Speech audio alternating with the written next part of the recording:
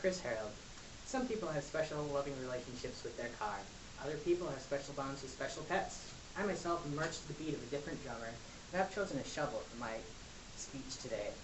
It isn't so much a shovel as it is an extension of my arm. Purchased at the Home Depot for about $40 in 2003, and went to work for me the first day she became mine. I was landscaping my flat on the northeast side of Madison.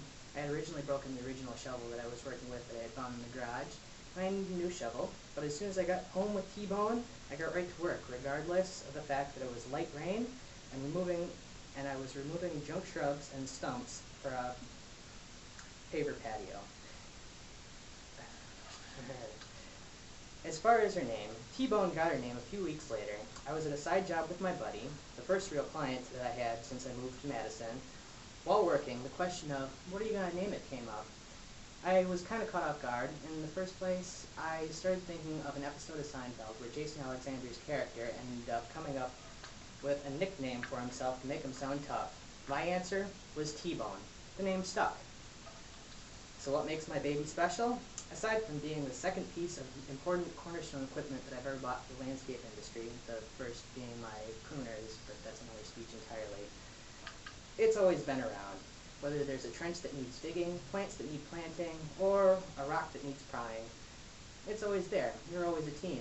While I was doing this project in the first place, I tried to figure out and tally how many plants I've actually put into the ground with this over the couple of years that I've had it. There's no way to actually come up with a real number, but on the overall, it's safe to say that thousands is definitely in the range that I've done this with. Within thousands comes a bond. Now, the glory years with this shovel aren't limited to just landscape in the first place. She was always there. If we weren't like planting plants, she was in the back of my truck. If I went on vacation, she went on vacation. Therefore, we went on a couple of adventures.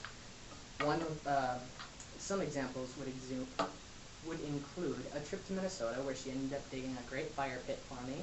Another would be out to Michigan where I ended up picking up an interesting pawpaw plant that I ended up digging out of nature illegally, which was awesome. As well as a trip up to Cornucopia, Wisconsin, which is probably the neatest story in the first place. I was maybe about a mile away from Lake Superior, and I ended up running into my first and only experience with a wild wolf. It was probably like 30 to 50 feet off in the first place, but there was still a point where we ended up staring at each other, and there was a possibility of something getting bad. It ended up taking off, but in the case that it had to come down to shovel versus wolf, between its heft and its sharpness, I feel comfortable in saying that chances are T-Bone would have been able to take care of it. On a personal note, I'm glad it didn't have to come to that. Anyway, towards the end of days, as you can see, there's kind of a severe crack here. I don't remember what I was digging up when I actually ended up cracking it like this, but I do remember the day, and I remember feeling sad. And I also remember that I had to decommission her, which was also sad. And I also remember my coworkers kind of making fun of my sadness and coming up with funny lines such as, well, we're going to have to bury her, huh? The irony. Anyway, since then, I've gotten a new shovel, and it's a great shovel, but the rush is gone. It's kind of like a replacement pet, is a weird analogy. Just something to fill the void. I like it. I just never took the time to name it. It's just not the same. In conclusion, there's always going to be shovels, but T-Bone will always be the shovel.